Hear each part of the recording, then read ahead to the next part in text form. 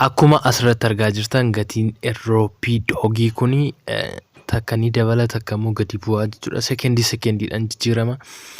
Kana osoo giraafii kana osoo teessanii eeguun isin hin gaafatin gatiinsaa yeroo dabalu akka gatii guddaadhaan gurgurachuu yoo barbaaddanii asirratti kan argaa jirtan Airdrop barbaaddan irratti fakkeenyaaf Doogiidha amma seelii bakka jedhu gara gadii isaatti seelii bakka jedhu kanarratti ni cuqaastu yookiin seelii bakka jedhu kanarratti ni buutu gara gadii isaa kanarratti akkuma argaa jirtanii.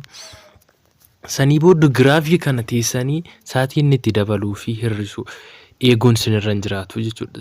Gatii barbaaddaniin gurgurachuu ni barbaaddu. Fakkeenyaaf amma gatiin amma Doogiin tokko ittiin gurguramaa jiru gatiin isaa asirratti akka argaa jirtan sekendiidhaan jijjiirama. Akkuma asirratti argaa jirtanii sekendiidhaantu ni jijjiirama. Kana eeguun dirqama gatii guddaadhaan gurgurachuuf kana eeguun isinirra hin jiraatu. Asirra galtanii Doogii bakkuma jedhu irratti seelii kan jedhutti erga buutanii booda limiitii asirratti akka argaa jirtan limiitii kan jedhu irra godhatanii erga godhatanii booda yeroo gatiinsaa meeqan akka gurguru barbaadan asirratti ni barreessitu jechuudha. Fakkeenyaaf 2, 1, 2 9 jira amma gatiinsaa isin immoo 1, 2, 3 yookiin hammuma barbaadan itti barreessuu dandeessu jechuudha. Kanaan gurgurachuu barbaada yoo jettanii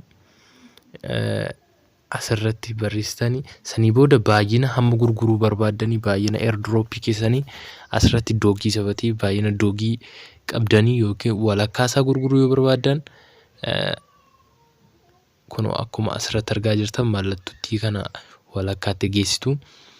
Fakkeenyaaf walakkaa 2541 yoon jedhe walakkaa isaan gurguruu barbaade walakkaan isaa gatiin amma asirratti barreesseen $3 fo'ii jechuudha. Gatiin isaa yoon itti dabaluu barbaade yeroo inni kana ta'u naa gurgurii yoon jedhe immoo gatiin isaa $6 fo'ii jechuudha. Doogiin 2000 fo'ii akkiistiin erga gatii isaa yeroo inni kana ga'u naaf gurgurii jechuudha. Erga jenneetti barreessinee booda sanii booda Seel Doogs kan jedhu irratti ni cuqaasna. Seel Doogs gara gadii isaa akkuma argaa jirtan Seel Doogii kana irratti ni cuqaasna. $1 hamma inni nu dhufus erga bannee booda sanii booda haala kanaan gatiin piraayisii keessanii hammana 0025 akka yeroo inni ga'u naaf gurguriidha. Baay'inni Doogii isaa 2000 kun kwaantitiin isaa bukkeetti barreeffamee jira. Vaaliyuun isaa $1 meeqa akkan argadhus asitti barreeffame. Sanii booda Seel Doogs jettu. Seel Doog jettanii asirratti Seel Doog yeroo jettan already submit successful jedha milkaa'eeraa jechuudha.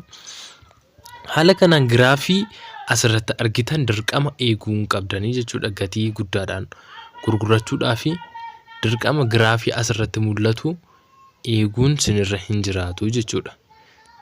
Teessanii kana eedduu taanaanii sekendiidhaan gatiinsaa sababa jijjiiramuu fi akkuma asirratti argaa jirtan kana taa'anii eeguun baay'ee rakkisaa ta'a. Kanaafuu haala salphaa kanaan gatii guddaadhaan yeroo inni ofii isaatiin dabalu sa'aatiitti sababa inni dabaluuf halkanis baay'ee ol ka'uu danda'a gadi bu'uu danda'a. Kanaafuu gatii mataa keessanii kana ittiin gurgurachuu barbaadan irra godhatanii haala kanaan gurguruu dandeessu jechuudha.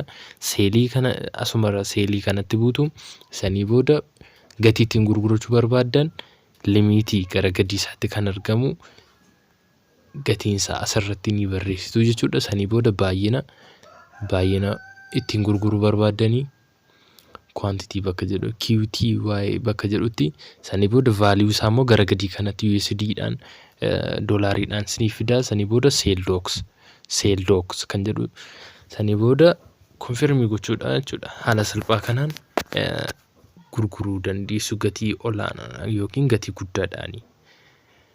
Odeeffannoon kun sin fayyadeera taanaan like subscribe gochuudhaan eebbisaatti teelegiraamii keenya chaanaaliis jooinii gochuudhaan gaaffii fi yaada qabdan achirratti nu gaafachuu dandeessu. Galatooma.